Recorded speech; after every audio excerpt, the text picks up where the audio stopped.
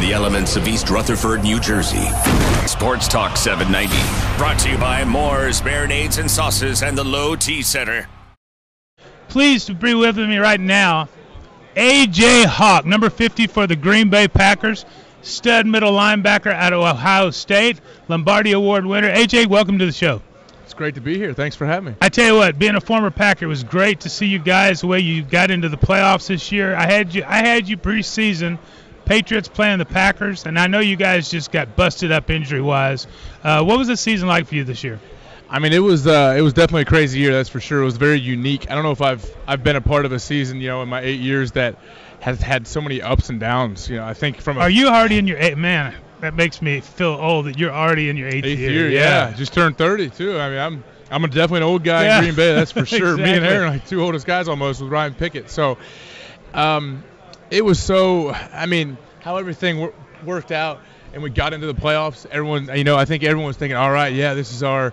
We're destined. We should do this. Let's go on a nice run. Especially with Aaron coming back last game of the season, throwing that bomb to Randall on 4th and 8. I mean, come on, that's something you draw up in a book. That doesn't really happen, and it happened. And then, I give San Fran credit. They came into our place and beat us, flat out, and we just couldn't find a way to get that victory. So it was a tough, abrupt end of the season, but. Can't wait to get back out there next year. It's a long way out. You're more than pulling your weight on defense, but a lot of the emphasis is going to be on defense because you got Aaron Rodgers and all those great receivers and everything. Don Capers, you can't tell me just all of a sudden quit coaching. I mean, he brought you to the number 2 defense a couple of years ago.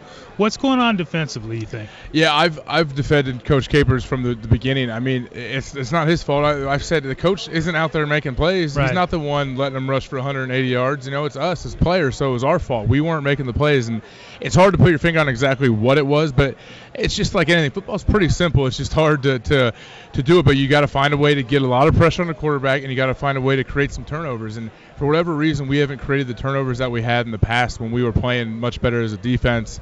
And then, especially late in the year, letting teams run the ball, or them, taking it from us and running it down our throat and running some games out on us. And that's just something that's very, deflating as a defense, and you never want to let happen. So we just got to find a way. Honestly, you got to find a way to play better. There's nothing technical or scheme-wise we can draw up. We just need to get it done. Let me ask you a question. I don't know if you want to answer this. You may not want to. I mean, as an ex-player, I know you got to be careful with what you say.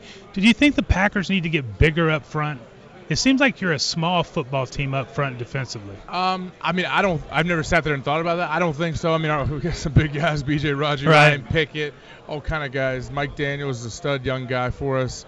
Drafted Dayton Jones. I mean, I don't think so. I just think I don't know. You got to find – there's so many moving parts in a game and in a defense. And 11 guys got to be on the same page. And a lot of times when things go wrong, it's not everybody – it might be one guy peeking in the wrong gap. And these guys are so good. Look at these offenses that you're facing. I mean, Peyton Manning, you got to – or say the Seahawks give the ball to Marshawn Lynch. Trust me, he's going to find the crease if it's there. Talking to A.J. Hawk, number 50 middle linebacker for the Green Bay Packers, just a stud out of Ohio State. Been there 8 years now, A.J. Having to cover tight ends, who's the toughest tight end you've had to cover? Oh, geez. It seems like a lot of great athletes out there, I know. It seems like every week you're facing a guy that seems like a Hall of Famer. But, I mean, Vernon Davis had a huge ball that he caught on us in the playoff game. He's caught on me and would love to have that one back. But I don't know who I'd say the toughest is. Honestly, they're all so good. I love playing those crafty vets like a Witten. Was lucky enough to play Tony Gonzalez.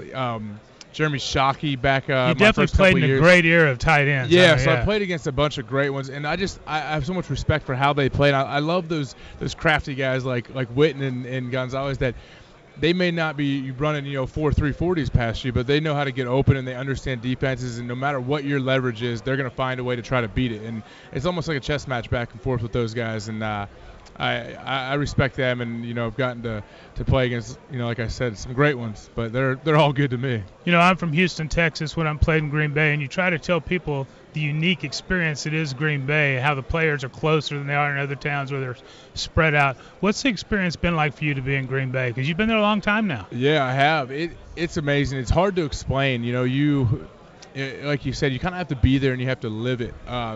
It's obviously not a huge town, so we all go to the same places. I always say all the players go to the same movie theater. We all go to the same grocery stores. Everybody knows you. Everybody knows where you went to school. They know how much your height and weight is.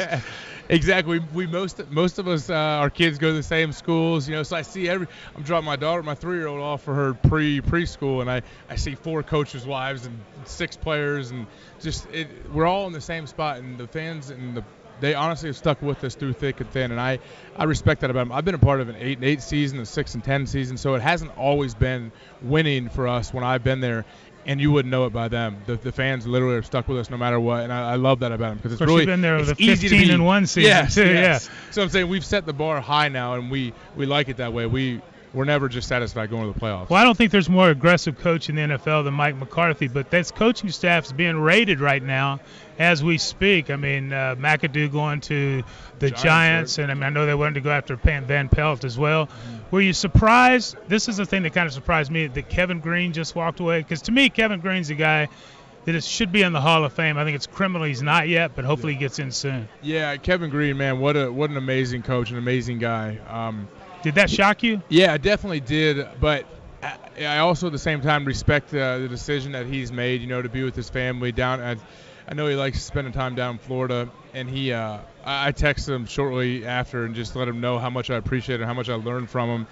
I say all the time, he's one of the last true warriors of this game that truly gave up his body and everything for the game, and he lives it every single day. And so it's going to be a big loss, him coaching on outside rushers. So it's I don't know what the plan is there, but man, what a I can't say enough about him. He's a truly good person as well, is what I try to tell everybody.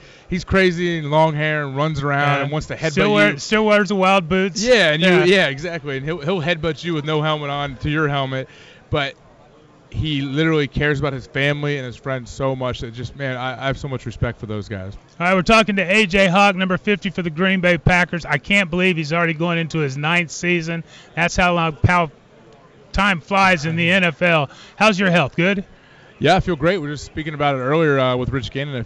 I feel very lucky and fortunate to have come out of the season, with knock on some wood, no surgeries, and feel healthy. And just like I've said before, I feel better at 30 than I did when I was probably 22, 23. So I think I'm also getting smarter with how I take care of myself, and things have come a long way with how we train and work out. You learn the intricacies of the game. Exactly. You learn every year the things. And you learn how to not be so much of an idiot in the weight room. I still work out, 6-7 days a week, but right. I'm so much smarter now about it. I know what works for me and what doesn't work. That's A.J. Hawk. He's a tackling machine for the Green Bay Packers. I expect the Packers to rise back to prominence, win the division again, and this is going to be one of the guys leading them to do it. One of the real leaders of the Green Bay Packers. Great player and really a good person. A.J. Hawk. A.J., thanks for joining us. Thank you very much. Take care, man. Thanks.